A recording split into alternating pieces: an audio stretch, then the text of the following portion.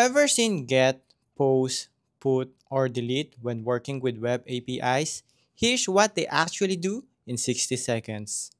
Get are just asking for information, like ordering food at a restaurant. When you look at the menu and ask, what's available? Nothing changes, you just read the info. Posts are used to create something new, like filing out order form and saying, I want to add a new pizza to my order. The server saves it. Put are updating existing data. Imagine you change your pizza order from medium to large. You're telling the order, replace what's there with the new info. Delete are no mystery here actually. It's exactly what it sounds like. You cancel your order, remove my pizza, and the server deletes it.